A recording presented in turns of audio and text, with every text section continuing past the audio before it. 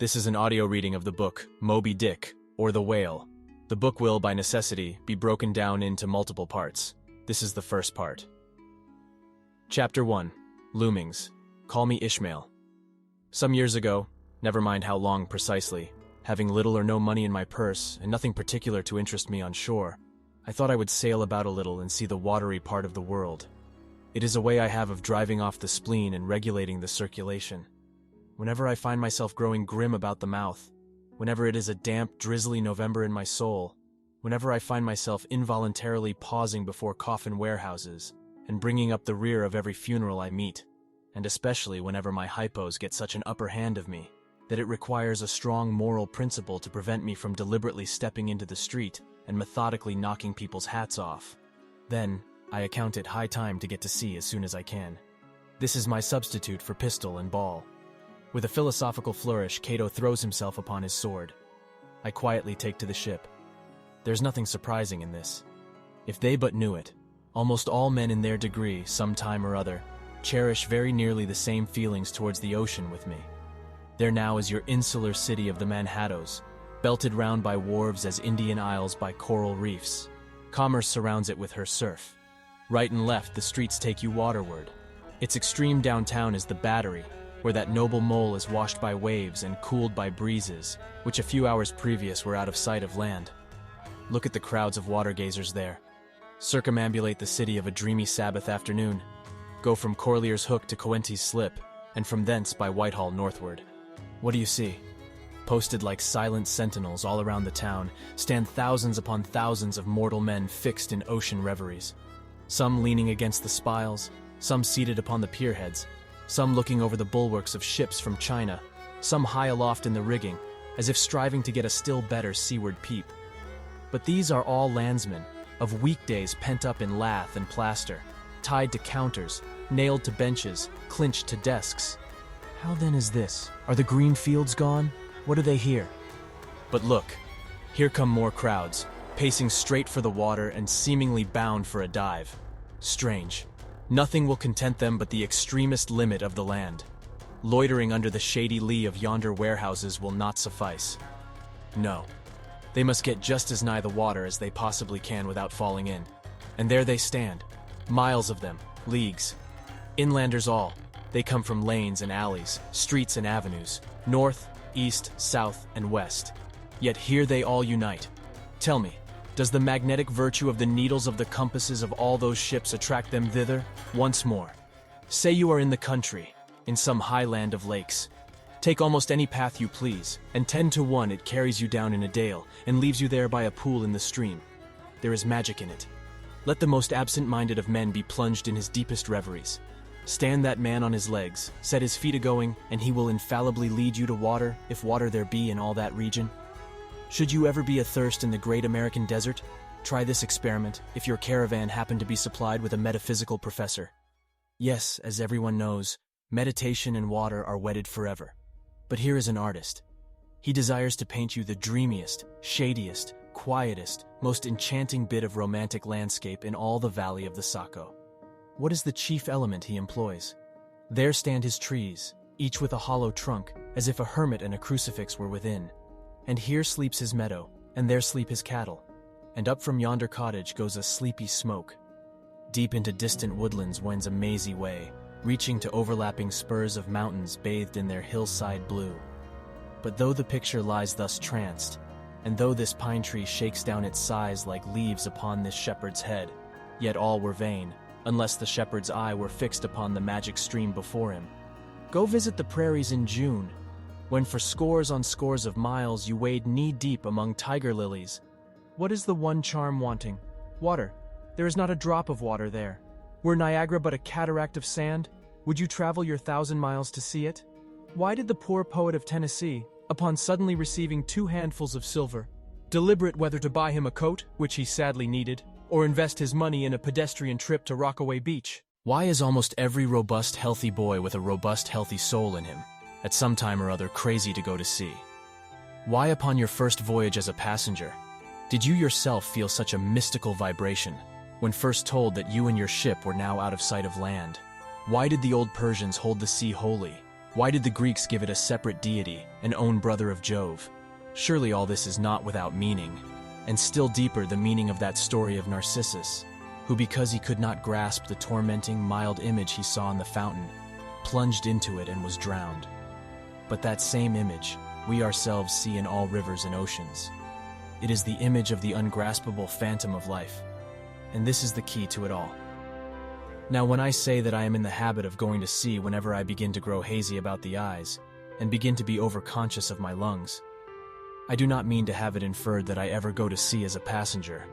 For to go as a passenger, you must needs have a purse, and a purse is but a rag unless you have something in it. Besides, passengers get seasick, grow quarrelsome, don't sleep of nights, do not enjoy themselves much as a general thing.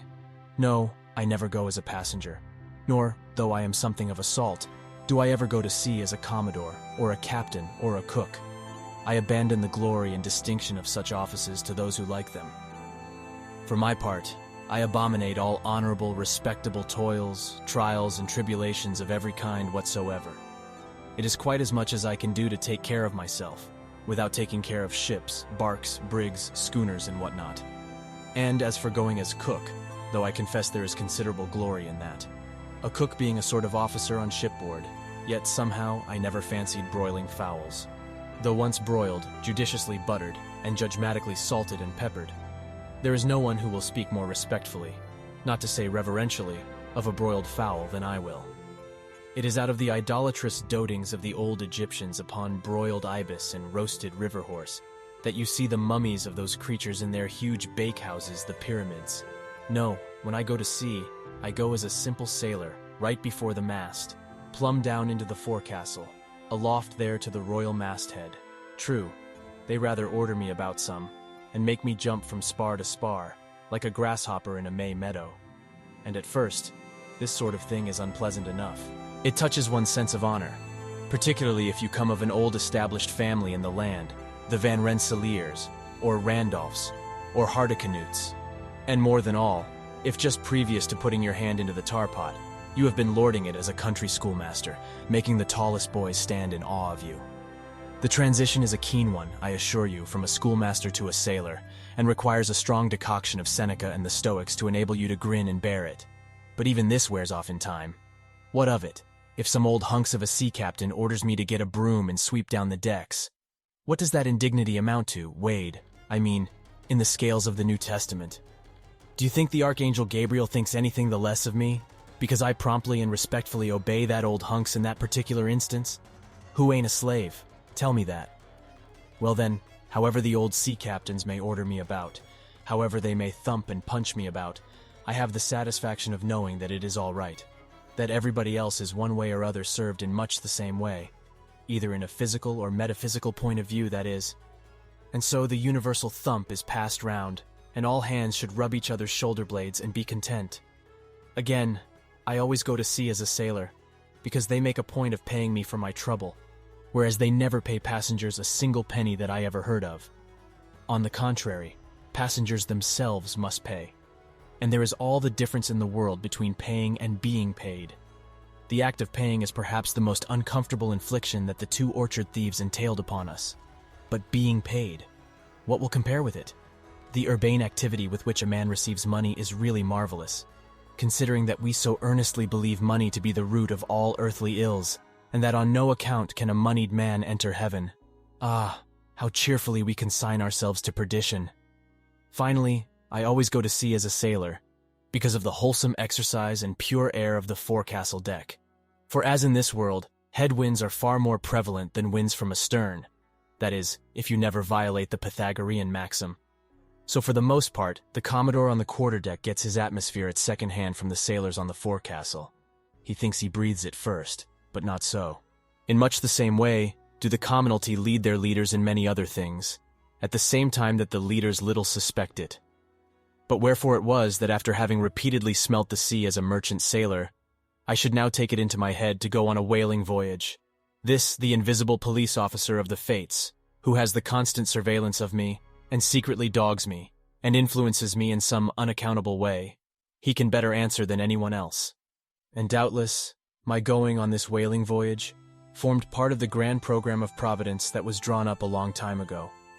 It came in as a sort of brief interlude and solo between more extensive performances. I take it that this part of the bill must have run something like this. Grand contested election for the presidency of the United States. Whaling voyage by one Ishmael. Bloody battle in Afghanistan. Though I cannot tell why it was exactly that those stage managers, the fates, put me down for this shabby part of a whaling voyage, when others were set down for magnificent parts in high tragedies, and short and easy parts in genteel comedies, and jolly parts in farces, though I cannot tell why this was exactly. Yet, now that I recall all the circumstances, I think I can see a little into the springs and motives which, being cunningly presented to me under various disguises, induced me to set about performing the part I did, besides cajoling me into the delusion that it was a choice resulting from my own unbiased free will and discriminating judgment. Chief among these motives was the overwhelming idea of the great whale himself. Such a portentous and mysterious monster roused all my curiosity.